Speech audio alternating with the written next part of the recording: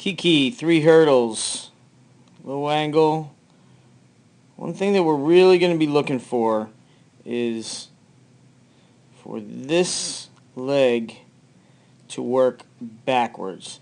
That tells me that you're allowing the weight to stay forward, that you're allowing some of that instability as you come back. So look for the action of that leg as it goes back to the track. That's kind of down right there, and we want to see more of a backward motion and a little bit more angle of this shin as you hit those tape marks.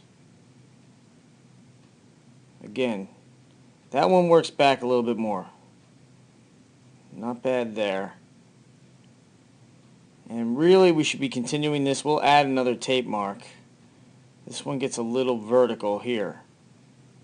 We want to keep that angle on the shin and keep that motion moving back to the track.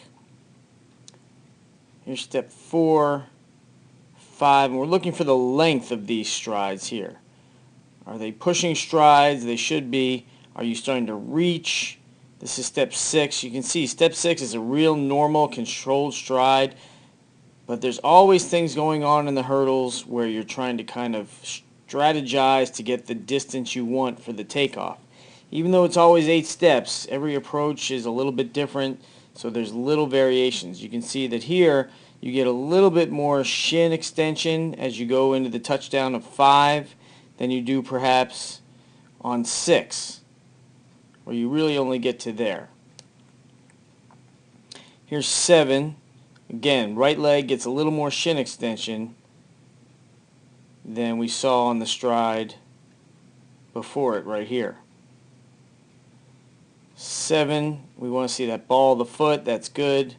And 8, that one gets a little bit long. We need 8 to be the shortest of all the strides. We need it to have the least extension. The reason for that is when it's close to your hips, you move past it fast and you flatten the angle that you're going at the hurdle, the angle of trajectory or the angle of attack to the hurdle. When it's a little farther away, like it is here, you're going to raise that angle a little bit and you're going to have too much height over the hurdle. And then if you don't have the right angle, you won't necessarily get that good rotation that forces that lead leg to drop down actively. You don't want to have to pull it. That's part of it, but you want it to have to come down because of your body position more than anything else.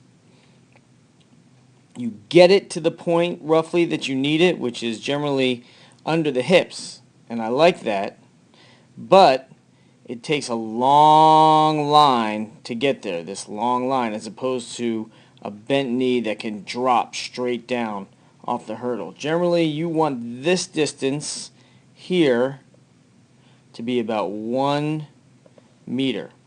Not sure what that is, but I would say, looking at the length of your foot, that would be about 3 of your feet, so I don't know if that is 1 meter or not.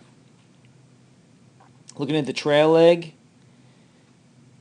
I like this here, that the foot gets slightly about even with the knee, but not too high. You bring the trail knee up above the foot, and then right here we've got a good position where your shin's about here, your knee's about here, and the idea here is that you are forward enough at the body position that your torso is more in this position here, and that you are forced to drive that knee down towards the track on an angle.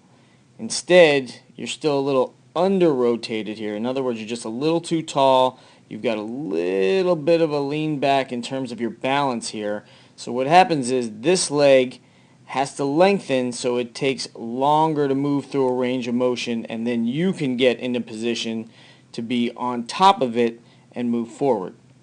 So we just get what's called just a longer lever here with the shin extended as opposed to the shin being bent and a drive down to the track. So that gets long, but in the end, again, the position is not that bad. The shin is slightly angled. The foot is not far away from the hips at all. It's just the time that you spend in there. That's all time that you're in the air and not time that you're moving down the track. Into the next few steps, we want to see balls of the feet, and you're real good at this. I don't think I've ever seen you off of that tall sprinting form. You attack the hurdle pretty good. This comes down a little bit better, and this is improved.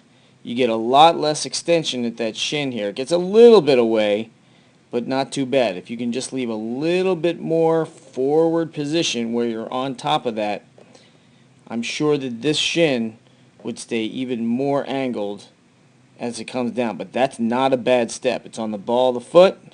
The next one's on the ball of the foot. The next one is close and on the ball of the foot. Look at the takeoff position of this stride.